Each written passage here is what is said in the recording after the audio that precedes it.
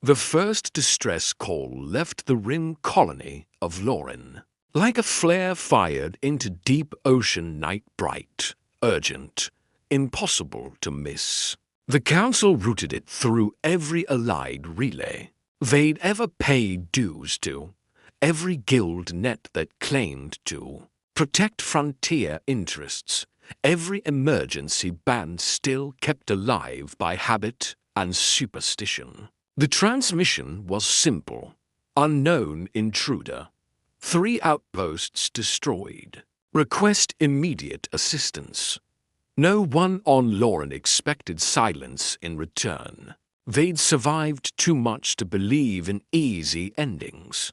To decades on a jagged moon had taught then what unforgiving really meant. Storms that sandblasted domes until the outer plating sang. Quakes that bucked bedrock like an animal trying to throw a rider. And winters so cold the airlocks creaked as metal contracted. They had learned to grow food under armored glass, to patch cracks with resin and prayer, to count every liter of water and every gram of soil like currency. They were not naive people, but they were still people. They still expected the wider civilization, those shining core systems with their triumphant broadcasts, and their fleets displayed in parades to answer when a civilian colony screamed. Ring watched the subspace console until his eyes felt packed with grit. He was the relay officer, which meant he lived with a hum in his bones and the soft stutter of signal ghosts in his dreams. He toggled frequency sets, ran diagnostics, verified power routing, and then ran them again just to have something to do. Besides, feel the fear growing in the dome like mold. Static answered every attempt. White hiss, broken harmonics, then nothing. Hours passed, then a day, then another. By the 3rd day, the silence had become its own message, one that pressed on the colony's shoulders, like the gravity Lauren lacked. In the main dome, arguments sharpened. In the farm domes, workers stopped singing while they trimmed and harvested. In the tunnels below, children began to flinch at every distant groan of rock, as if the moon itself were listening. The council held sessions that ran long past the artificial night cycle. They talked about rationing, shelter, evacuation routes, words that tasted like surrender. Ring kept trying channels anyway. It was his job. He told himself that. In truth, he was trying because if he stopped, the universe might have won. Lauren had no warships. The closest thing they owned to a defense fleet was a handful of basic drones utility frames, with small arms and blunt thrusters, designed to chase off smugglers and break up rock slides, not fight something that moved like a thought. Earlier scans from the outer stations showed the intruder's hull as a dark, smooth mass that made sensor algorithms stutter. There were no registry tags, no faction signatures, no transponder ping. The machine that past shape profiles offered a suggestion with the confidence of a drunk, unclassified. The intruder was not simply unknown. It was uninterested in being known. When Lauren's long-range sensors finally caught it again, it wasn't in the open lanes where ships behaved like ships. It was drifting near the moon's outer debris, ring half hidden behind a lazy swirl of ice fragments and ancient slag. It released small craft that moved with an unsettling purpose. Like insects that already knew where the soft parts were, a cold wave of panic rolled through the settlement. The defensive council gathered under the central dome's thick ribbing. Mara, council leader and former structural engineer, stood at the front with a tablet in her hands and fear she couldn't sand down. She was the one everyone looked to when walls needed shoring up or decisions needed making. She had a steady voice most days, a calm that made other people breathe slower. Now her fingers trembled against the glass. No known faction claims the vessel, she said. It carries no identification. It ignores all hails. It has already shattered outposts 7, 9, and 12. Someone in the back muttered. Then it's pirates. Mara's eyes cut toward the voice. Pirates answer when you offer cargo. Pirates want something you can give. This, she swallowed. This doesn't behave like pirates. Rin stood near the relay doorway, half inside the room, half inside the world of cables and signal maps that felt safer than faces. He saw the same thought in too many eyes. We are alone. The first strike came without warning, without the ritual of escalation that civilized conflicts obeyed. A bright arc of energy lanced down from orbit and split the shield over Farm Dome 2. The dome's protective shimmer flared, then tore open like cloth caught on a nail. Air detonated outward. Soil and seedlings and tools, everything not bolted down, vomited into the black. For a heartbeat, the dome's inner lights held, illuminating a storm of leaves and drifting bodies. Then the pressure differential did what pressure differentials do. It made a verdict.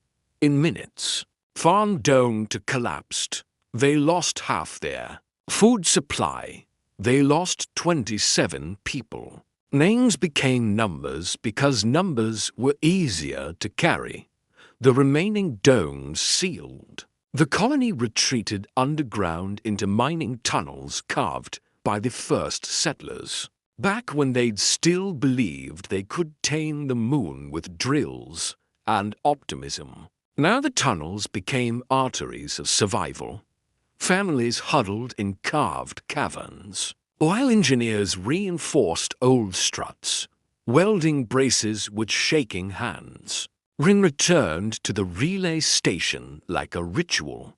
He sent messages that felt more like prayers than transmissions. He tried the Allied nets, then the Guild nets, then the private channels he knew smugglers used, because desperation eroded pride quickly. Static. Always static. On the 5th day, when Rin had begun to think the console would never show anything but noise, a faint signal arrived.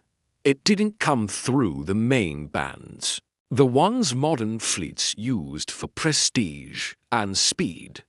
It arrived on an old emergency frequency, the kind you found listed in forgotten manuals, all written in grease pencil inside airlock compartments.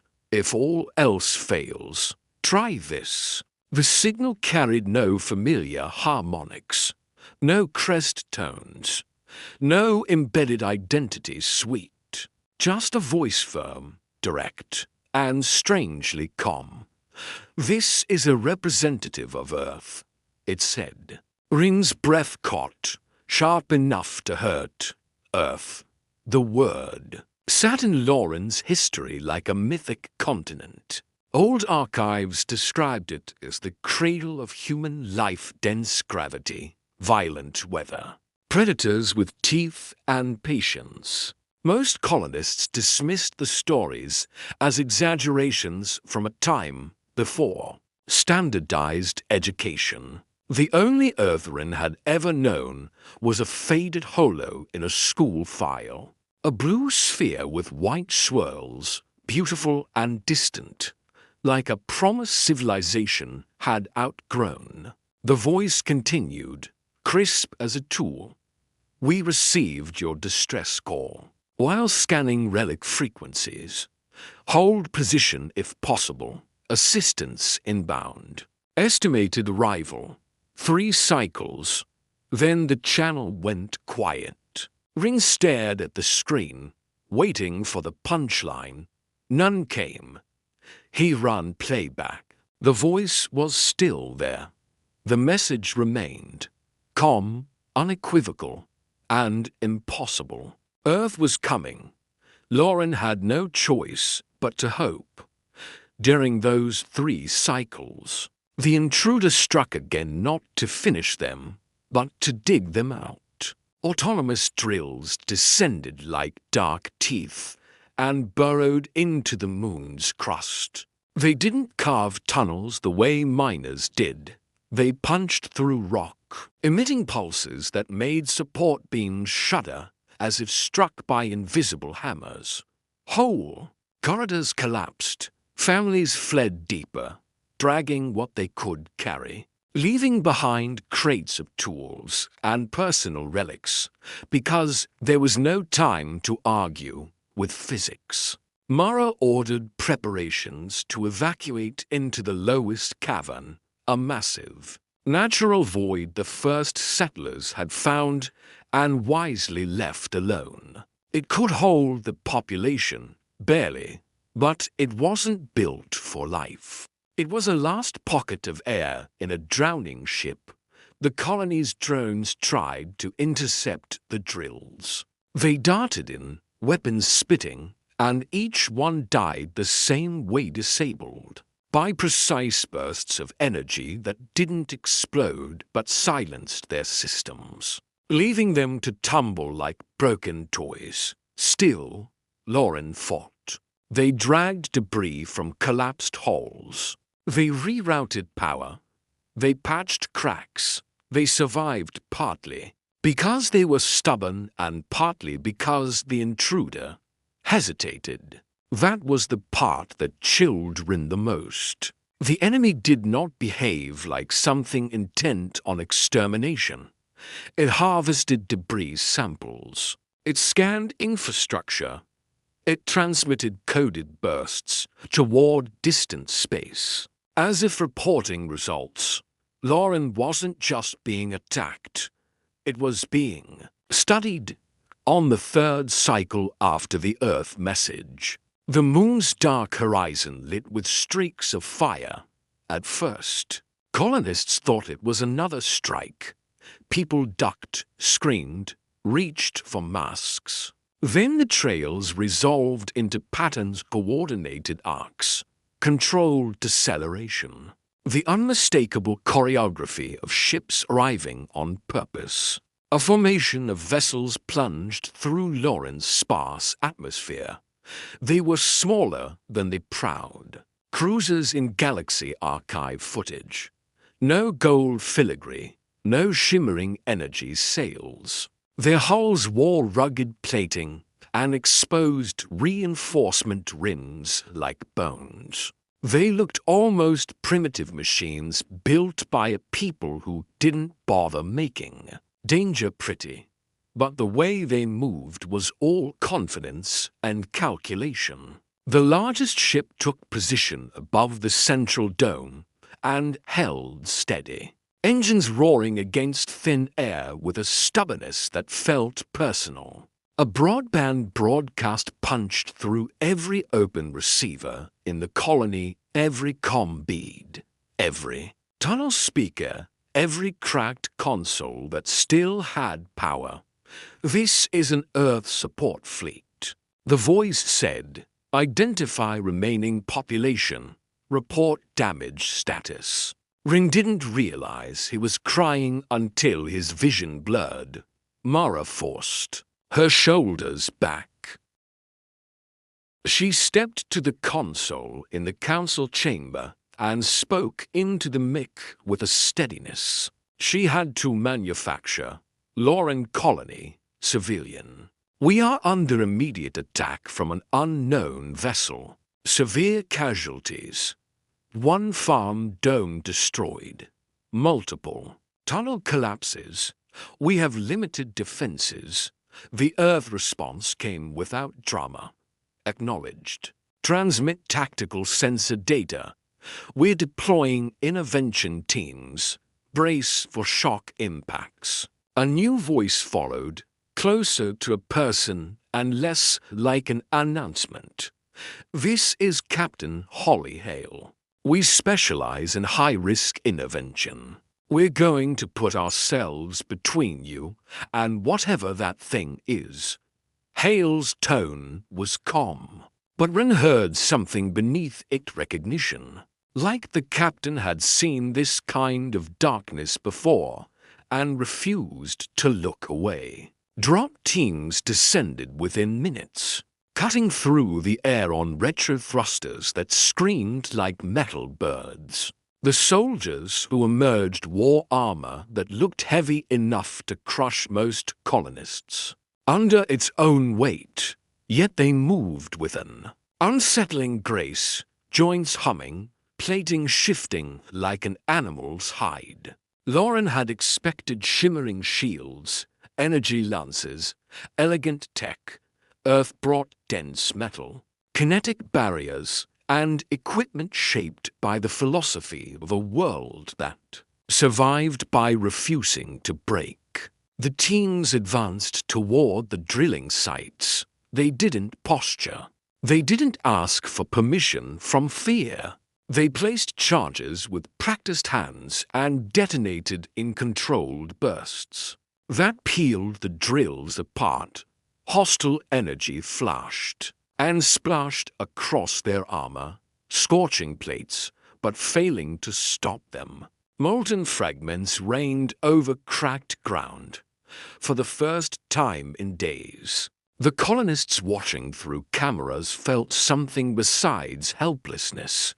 Then the intruder reacted. Its primary vessel shifted into low orbit and released a new wave of constructs metallic seeds that drifted and then assembled, knitting themselves into a massive structure above the surface. Sensors screamed with warnings.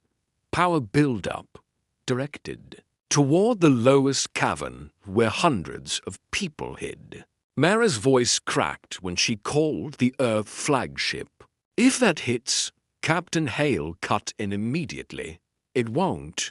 His orders snapped across comms. Earth ships surged into formation.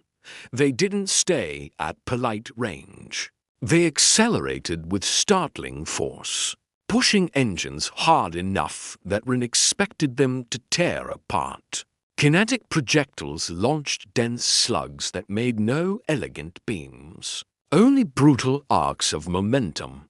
They tore through the forming structure. Each impact turned careful assembly into tumbling shrapnel. The intruder retaliated with beams of concentrated energy. The Earth vessels took the hits, like boxers taking punches. Plating scorched. Outer layers flaked away, but the ships held.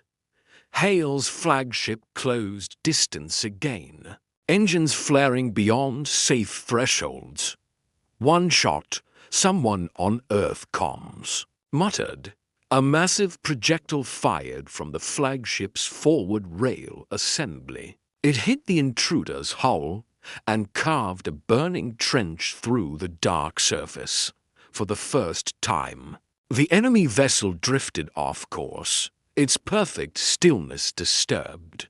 The colonists watched through monitors, stunned. Earth didn't back away. Earth boarded. Strike teams launched and latched onto the intruder's hull using magnetic clamps.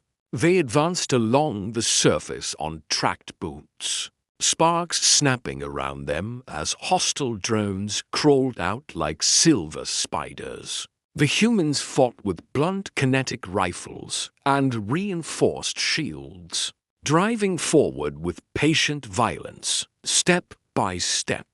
They reached a central seamer panel that looked less like a door and more like a scar. Charges set. Came a voice, tight with exertion. Hale's command was quiet. Detonate. The explosion wasn't flashy. It was surgical. Fire bloomed inside the hull in a way that suggested the charges knew exactly where to bite. The intruder vessel convulsed, lights dimming in uneven pulses, as if something inside was trying to decide whether it was dying. A final shock wave rippled outward, vibrating every dome and tunnel on Lauren. Dust fell in curtains. People clutched each other. Then the sky went still. When silence returned, it was different than before. It wasn't abandonment. It was absence of threat. The intruder vessel broke apart into drifting fragments, glinting faintly as they scattered into the debris ring like a shattered secret. The Earth fleet maintained formation until their sensors confirmed no further constructs. No hidden drives, no last weapon waking in the dark. Only then did Hale broadcast again. Lauren Colony, this is Captain Hale. The immediate danger is over. We are deploying medical and engineering support. Prepare casualty lists and triage points. Mara sank onto a bench like her bones had finally remembered exhaustion. Ring sat down on the relay station floor because standing felt like a luxury he hadn't earned. Later, when the meeting hall was safe to enter again, Mara and Rin met Captain Hale in person. He was taller than most colonists, built like someone who'd spent a lifetime arguing with gravity and winning. Two officers flanked him, both carrying compact scanning devices and repair kits that looked almost too simple to be useful, until Rin saw how quickly they mapped structural weaknesses. With quiet pings of light, Hale's presence radiated competence, but there was a quiet edge of concern in his eyes, a kind of practiced empathy that suggested he'd walked into disasters before. He didn't begin with speeches.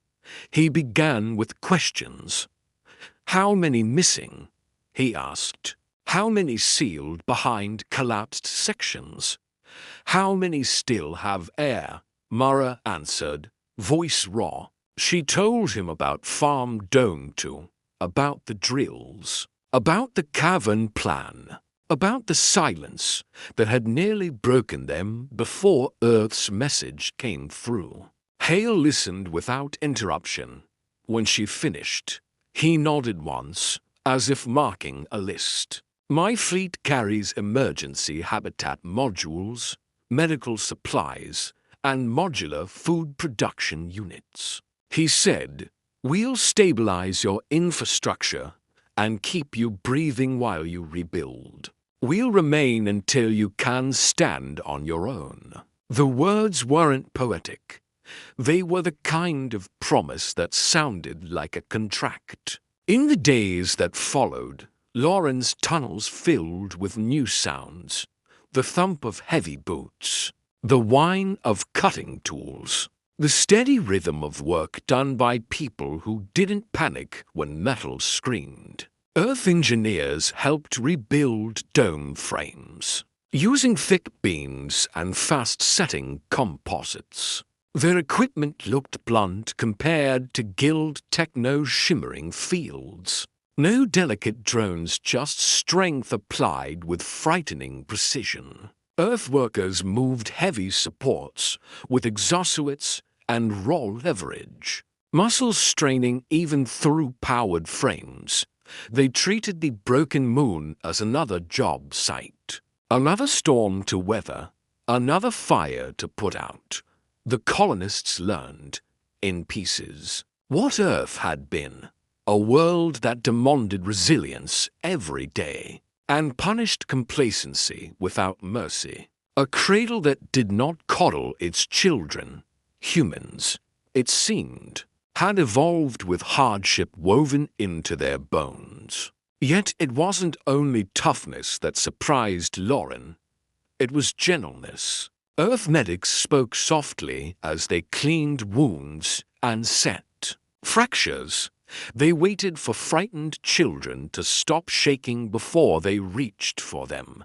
They handed out warmth packs like gifts instead of supplies. When they moved through crowded caverns, they watched where they placed their boots so they wouldn't step on fingers. Earth scientists examined fragments of intruder machinery with careful awe. As if staring into a language that didn't want to be translated, they spoke of pattern recognition, of signal bursts that looked like mapping calls, of a design philosophy built around adaptation and silent observation.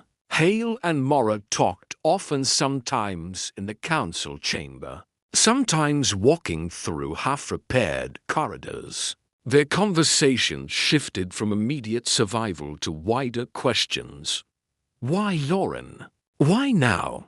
Why did no one else answer? On the 7th day after the battle, when the central dome had regained partial pressure and the colony could gather without masks, the council met again. Hale attended as a guest, not as a conqueror. He stood at the edge of the circle until Mara gestured him forward. We detected similar intruder signatures along distant routes, he told them. Sparse reports, lost stations, unexplained. Silence. Your distress call came through because we still monitor relic channels. Most modern fleets stopped scanning. Rin felt heat crawl up his spine. So the others didn't answer because they didn't hear us. Hale's jaw tightened. Some didn't. Some may have. We don't have proof either way yet. Mara's hands clenched on the table. What is it? Hale glanced at the fragment container. Beside him, where a sliver of alien metal sat under a thin field like a trapped thought. I don't know, he admitted. But I know behavior. This wasn't random. It was a search pattern, a survey that turns violent when it meets resistance. He looked around the room at tired faces, at bandaged arms, at eyes that had seen vacuum where farms used to be. I'm telling you this because you deserve the truth, he said. Lauren wasn't the end of it. You were a data point, and there will be more. The dome felt suddenly smaller. Rin thought about the first 3 days of silence, the way it had felt like the universe turning its face away. He realized now that silence could be engineered, too. It could be the shape of a net closing. Mara straightened, her fear transmuting into something harder. Then we won't be alone again, she said. Hale's expression softened, just slightly. That's the idea, he replied. Earth didn't come this far to watch another world disappear. Outside, above the patched shields and the scarred ground, the fragments of the intruder drifted like ash in slow orbit reminders.